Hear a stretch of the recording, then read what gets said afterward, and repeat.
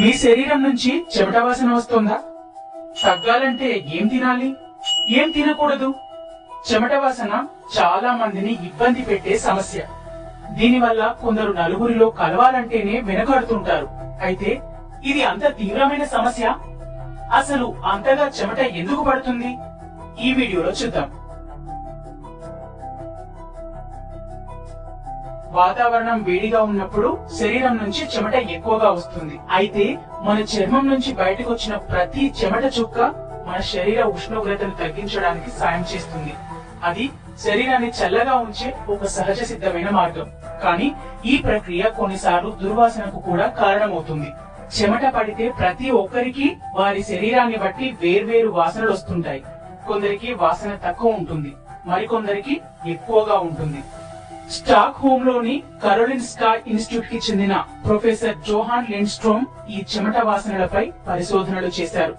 మన చెమట వాసన విభిన్న విషయాలపై ఆధారపడి ఉంటుందని ఆయన చెబుతున్నారు. మన శరీర వాసనలు వివిధ గ్రంథుల ద్వారా బయటకు వచ్చిన సమ్మేళనాల నుంచి ఉద్భవిస్తాయి. ఇలాంటి వాసన కొంతవరకు మన జన్యువులు, శరీరంలోని బ్యాక్టీరియా, పర్యావరణం ఆధారంగా వస్తుంది. చివరిగా మనం తినే ఆహారం కూడా శరీర వాసనకు కారణమవుతుంది అని జోహాన్ అంటున్నారు.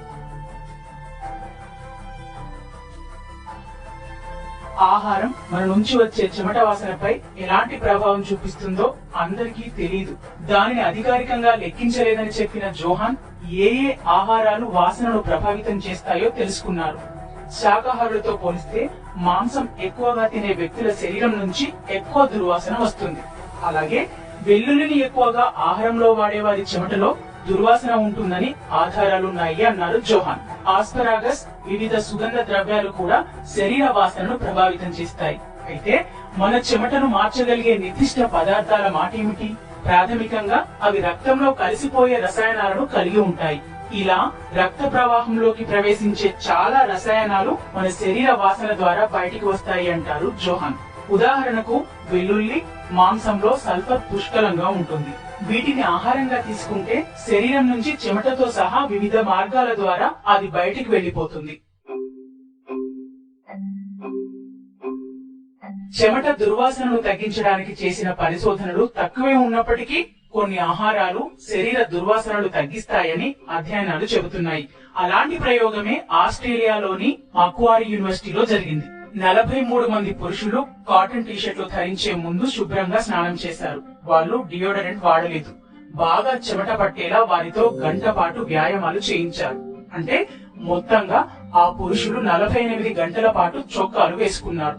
తర్వాత వారి చెమట వాసన విశ్లేషించడానికి ఆ టీషర్ట్లను ల్యాబ్ కు పంపారు. పరిశోధనలో పండ్లు, కూరగాయలను ఎక్కువగా తీసుకునే పురుషుల్లో చెమట ప్రభావం తక్కువగా ఉందని, వారిలో శరీరం నుంచి దుర్వాసన కూడా తక్కువేనని తేలింది. కొవ్వు, మాంసం, గుడ్డు లాంటివి తిన్న వారిలో, ముఖ్యంగా కార్బోహైడ్రేట్స్ ఎక్కువగా తీసుకున్న వారిలో ఎక్కువ చెమట పట్టడమే కాకుండా చాలా దుర్వాసన కూడా వస్తుందని వెల్లడైంది. మరో అధ్యయనంలో 17 మంది పురుషులు శాకాహారం తర్వాత మాంసాహారం తిన్నారు. 2 వారాల తర్వాత వారి చెమట నమూనాలను సేకరించారు. 1 నెల తర్వాత ప్రయోగం మళ్లీ చేశారు. ఈసారి ఆ 17 మంది ఆహారంలో మార్పులు చేశారు. మహిళలు దీన్ని విశ్లేషించారు. ఈ అధ్యయనంలో శాకాహారం తీసుకున్నప్పుడు వారి చెమట వాసన స్థిరంగా, ఆహ్లాదకరంగా ఉన్నట్లు, మాంసం తీసుకున్నప్పుడు వారి నుంచి వచ్చిన చెమట దుర్వాసన కలిగిస్తుందని తేలింది.